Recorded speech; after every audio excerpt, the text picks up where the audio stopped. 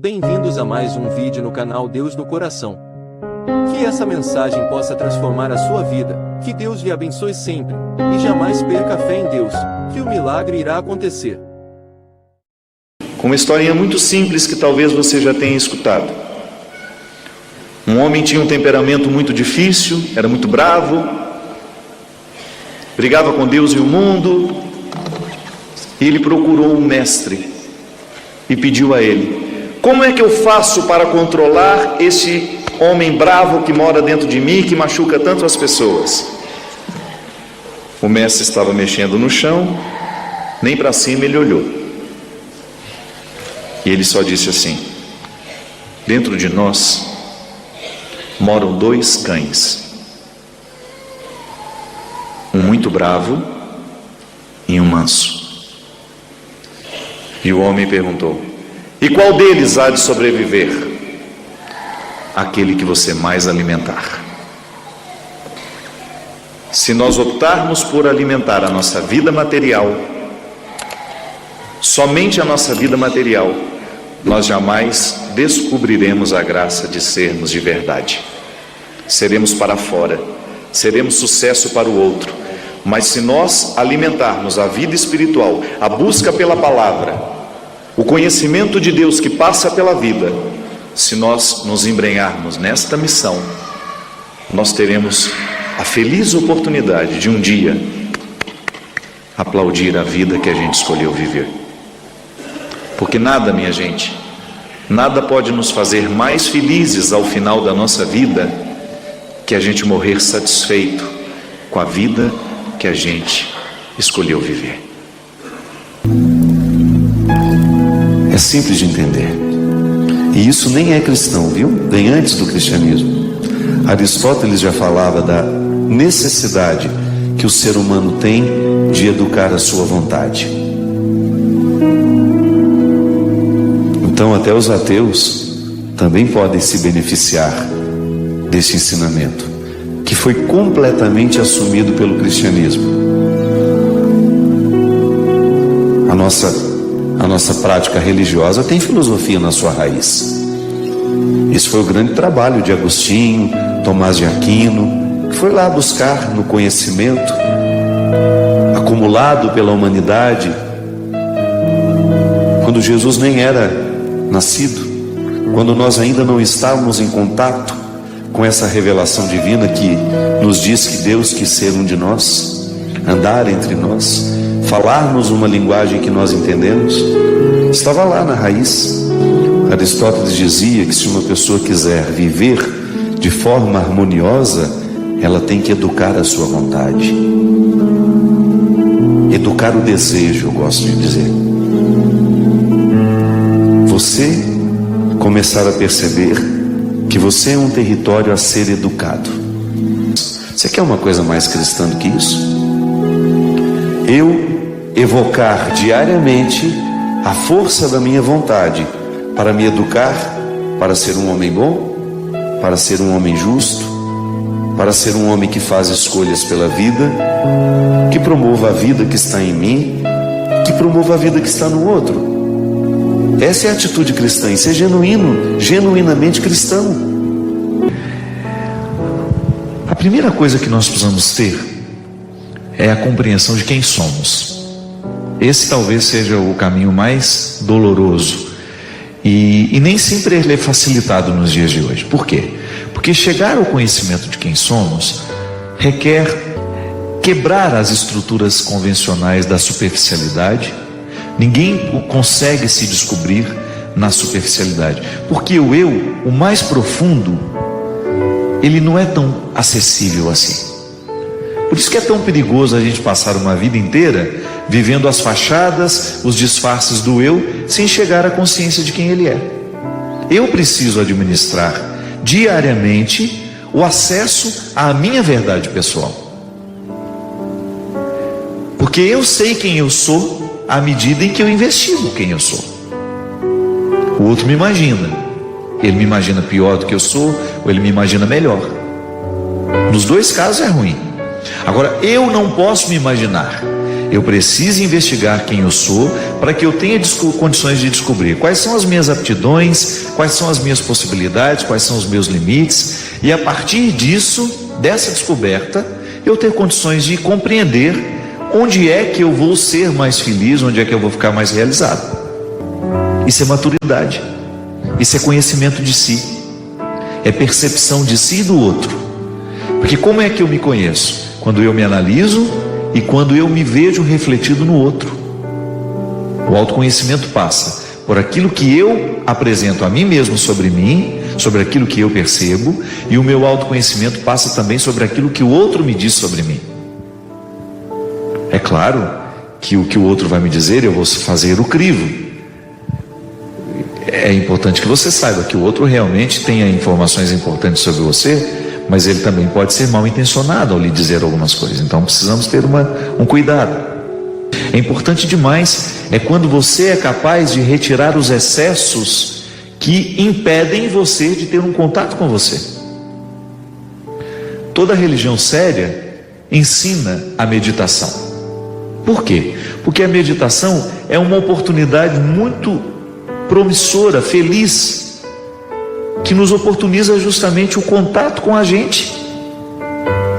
Ainda hoje eu falava com uma amiga minha, ela dizia que ela estava muito cansada, muito nervosa e que ela precisava rezar. Eu falei, mas cuidado para você não rezar do jeito errado. Quando nós estamos muito agitados, quando nós estamos muito nervosos, a melhor oração é a meditação. É aquele silêncio, é você ficar diante de Deus ali, você sentar num canto do seu quarto, da sua casa, de maneira confortável, e você ser capaz de fazer silêncio só. Não é só ficar calado, é buscar a quietude dos gestos, do pensamento, é você aquietando o seu espírito para você ter condições de entrar em contato com a sua verdade pessoal. E as nossas ansiedades estão diretamente ligadas a essa incapacidade de permitir que cada coisa cresça ao seu tempo, que a vida tem regras, que até as pessoas têm regras. Ontem uma pessoa me perguntou no Twitter: padre, o que eu faço com um amigo que eu magoei e que agora eu estou querendo pedir perdão para ele, mas ele não quer nem me receber? Espere o tempo dele. As pessoas têm o seu tempo. Não adianta você querer invadir a casa dele e querer que ele escute agora o que ele não quer ouvir. A vida é assim. Mais cedo ou mais tarde essas amarras caem, você vai voltar a olhar com naturalidade para o outro, o perdão acontece naturalmente. Agora, se você força, você corre o risco de prejudicar ainda mais o que você quer que aconteça. E é por isso que até o empenho para a realização do sonho tem que passar pela moderação. Tudo na vida, minha gente, é uma questão de equilíbrio. Tem aquela música que a Leila Pinheiro canta, né? Tudo é uma questão de momento. Aí ela vai falando, manter a espinha reta, o coração tranquilo, né? É isso, é verdade. A música que ela canta fala justamente disso, da necessidade que você tem de manter o prumo, de manter o equilíbrio, de você dosar bem o passado, o presente e o futuro, para você viver bem. Nós não somos ingênuos de pensar que nós podemos viver só do presente. Isso seria limitar a experiência humana. Eu não sou um adepto de limitar a experiência humana. Eu acho que quanto mais a gente puder qualificar a experiência humana, melhor. Então, o ser humano qualificado é aquele que está no tempo presente, com capacidade de olhar para o seu passado com sabedoria e também olhar com esperanças para o seu futuro.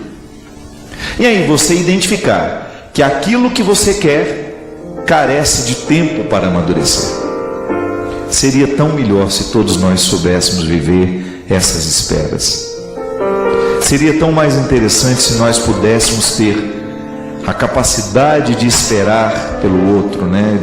Ou de identificar o momento de avançar, ou o momento de parar, de esperar, ou até de retroceder um pouco.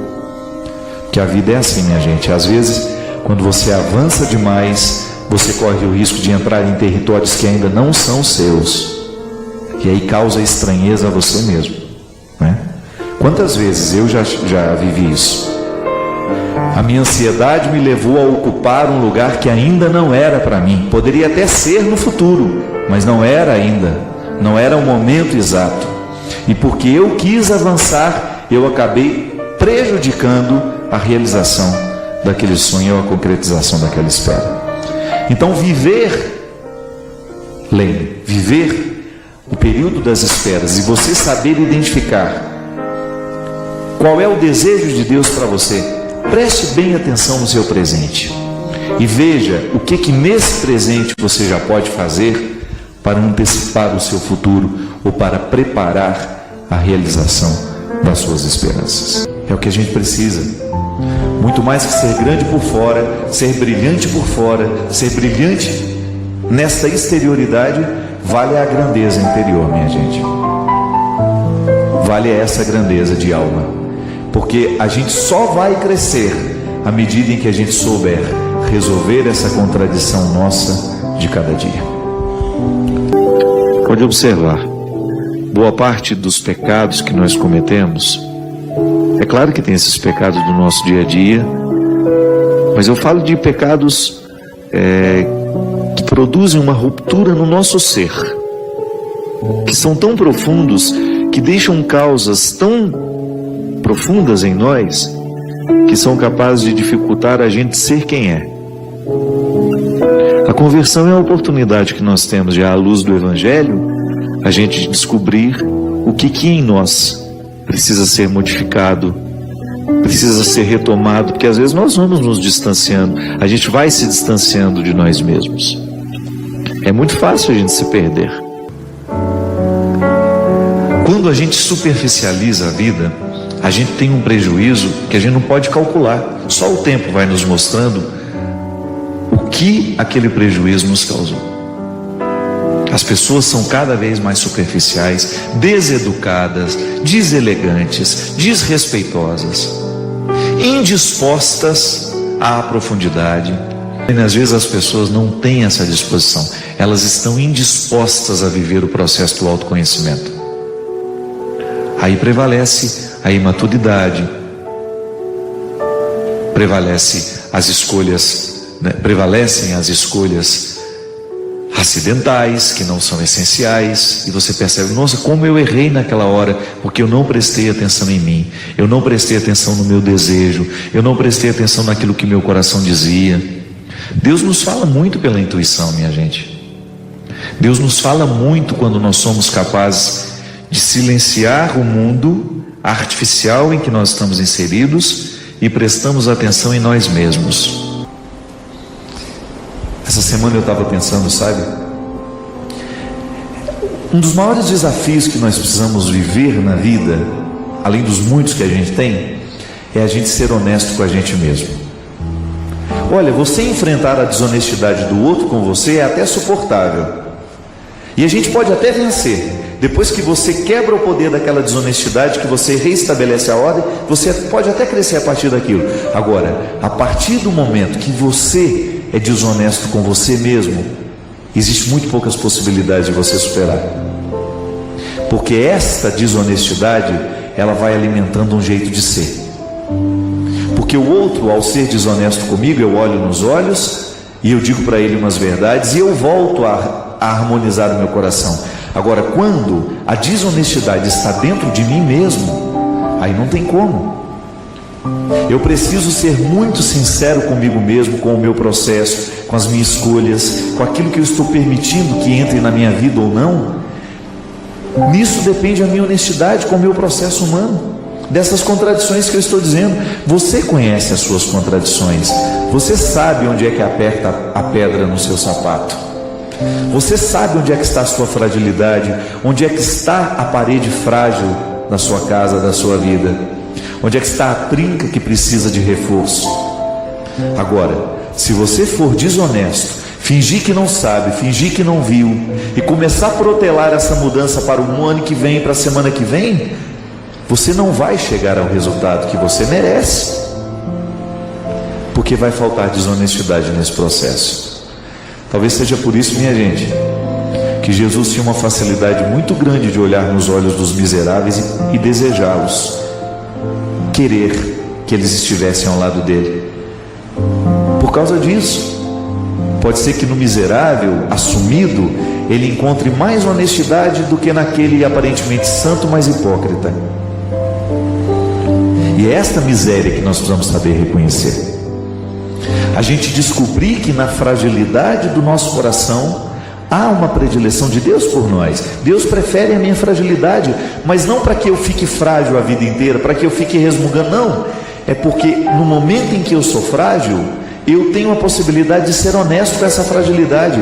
E ao reconhecer-me frágil, então eu estou dando a Deus uma chance de trabalhar em mim.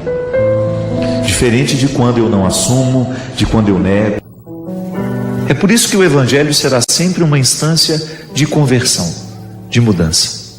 Porque eu muitas vezes posso ter hoje, nessa fase da minha vida, comportamentos que não são cristãos, atitudes que não são cristãs, pensamentos não cristãos. Por quê? Porque estou marcado por uma situação de limite lá do meu passado, que me impede hoje de ser livre para poder praticar o Evangelho. Eu também fiquei fiquei pensando nas escolhas que eu faço, nos lugares que eu vou. Será que eu estou indo num lugar que me protege?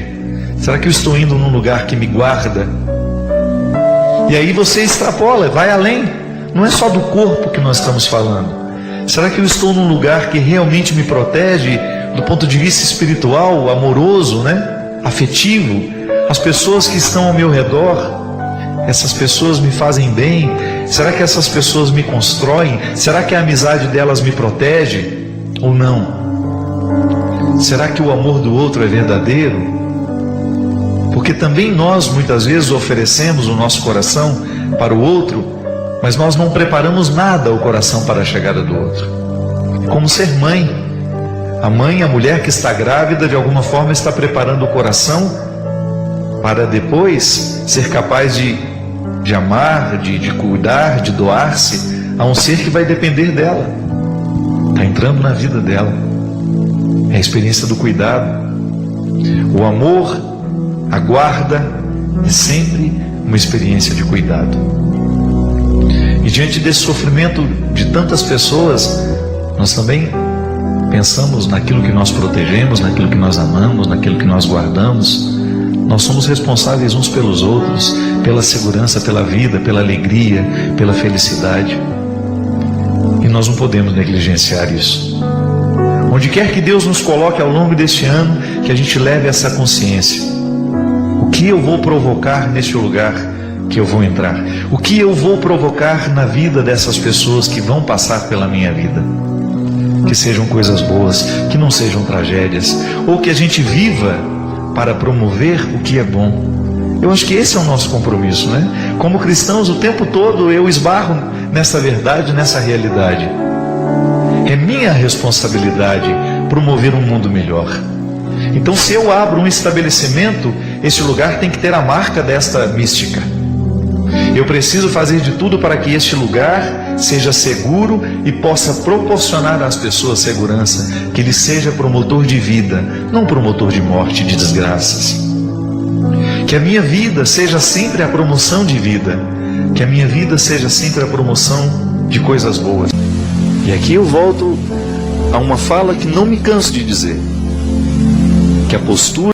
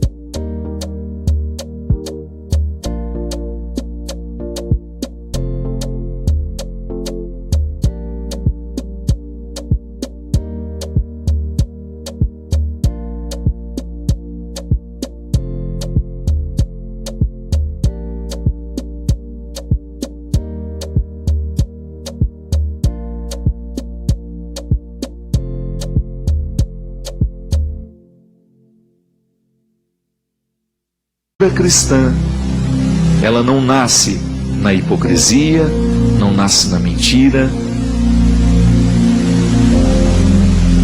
A postura cristã, ela nasce na verdade. E só na verdade nós podemos ser cristãos.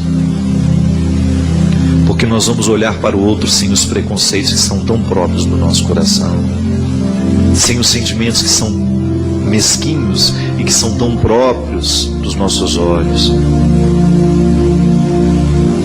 Porque você já foi vítima disso, eu já. Nós não temos o direito de fazer vítimas os outros que estão ao nosso redor. O pseudo-cristianismo, o falso cristianismo, aquele que se alimenta de aparências, não, a igreja não precisa disso.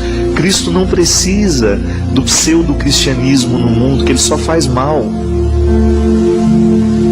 Ouso dizer que ele faz muito mais mal do que o ateísmo. Porque o ateu ainda está sendo honesto. Eu não acredito em Deus.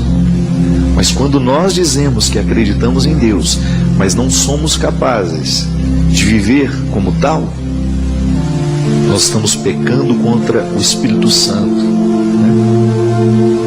Porque estamos atentando contra a ação santificadora do que o mundo pode ler como presença de Cristo na história, que nós dizemos e que somos. Mas podemos ficar maculados porque nos falta essa inteireza e essa verdade. Mas não precisa ser assim. Deus encontra os fracos, Deus ama os fracos, Deus encontra os perdidos. Então o que a gente precisa fazer é ficar em audiência particular com Ele, reconhecer todas essas misérias e sair dessa audiência renovados e desejosos de fazer uma nova história acontecer.